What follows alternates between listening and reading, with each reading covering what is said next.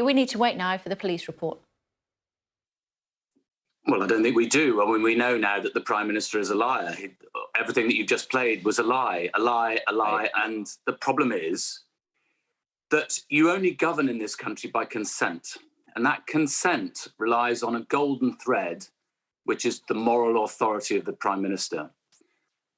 We've always had a rule in the House of Commons that you can't say in the House of Commons that a member of Parliament is dishonourable or that they've lied.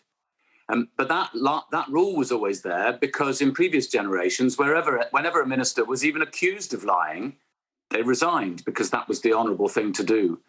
And my anxiety is that the nation faces major problems, you know, the cost of living crisis, the fuel crisis, energy and all the rest of it. The Prime Minister can't lead on the back of that. He said something very interesting, I thought, yesterday. It was a strange turn of phrase. He said, we must look ourselves in the mirror. But the truth is, he's got to look himself in the mirror. And this is precisely who he is. He's been sacked twice before for lying. He's a proven liar. And he came to the House of Commons twice in November and December last year and said categorically that all the rules were followed, no guidelines were broken.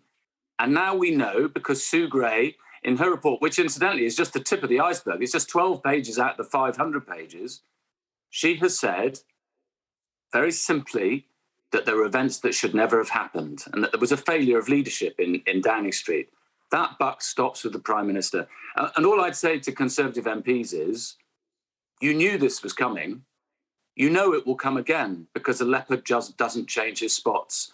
This is the government that he will always be, one that breaks the rules, tells lies, and is unable to lead.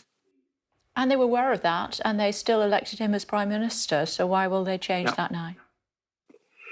Well, Conservatives, I think, are beginning to realise that they're complicit in all these lies because every time they have to defend it, and they don't necessarily come on your programme to defend it, I'm guessing it's quite difficult to get people to come on from the Conservative Party at the moment, but lots of them are terribly anguished about it. You know, many only got elected in 2019, and they're just, well, it's like Aaron Bell yesterday, I thought was the most moving of the lot when he said, look, I went to my grandmother's funeral, I drove all the way there, I didn't hug anybody. We were hardly allowed to have anybody there. I didn't hug my siblings, my parents. I didn't go back to the house. I got back in the car, went home.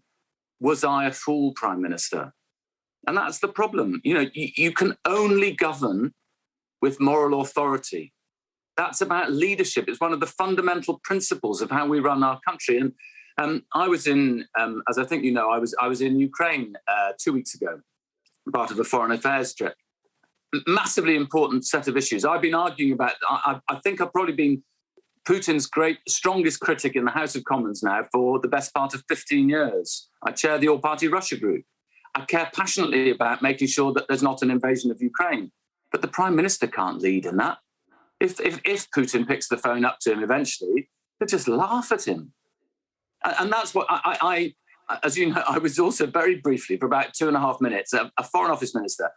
I know what it looks like in another capital city when reports come back from your ambassadors of problems in that country.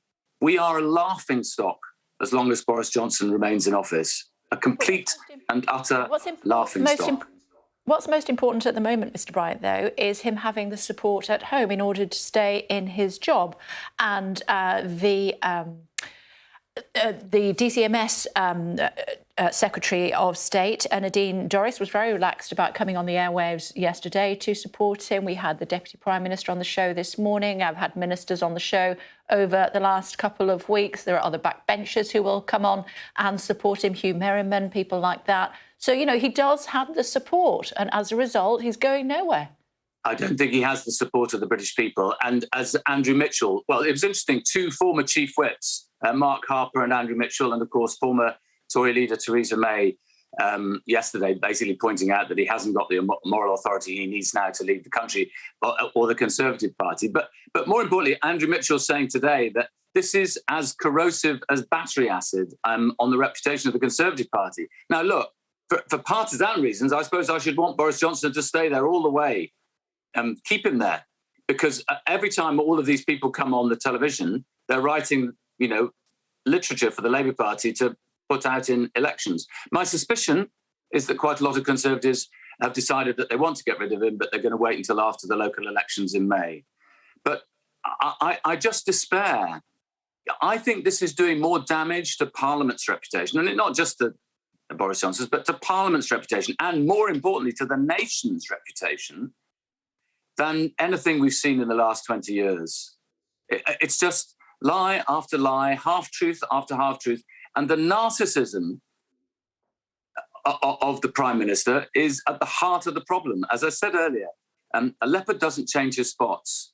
There will be more of these issues. The Jennifer R. Curry, that issue will still got to come back. There's the whole issue about what happened in Afghanistan. We haven't finished learning all the truth about that. And we've only had 12 pages out of 500 from Sue Gray. When all of that is out in the open, yeah, but he's still. I think people will despair that they will rue the day that they defend. I hear your frustration. I hear your frustration. But at the end of the day, the opposition of whatever flavour can do nothing about it unless Tory backbenchers and Tory frontbenchers do. And unless the grandees go in with the revolver and the whiskey, there's nothing to be done. Okay, I know that's the frustration of being in opposition. That's why I always prefer a Labour Party that can win elections. And that's why I think everybody in the Labour Party that I know is just so determined that we will win the trust of the British people before the next election, because we cannot have this shower of shenanigans running the country any longer.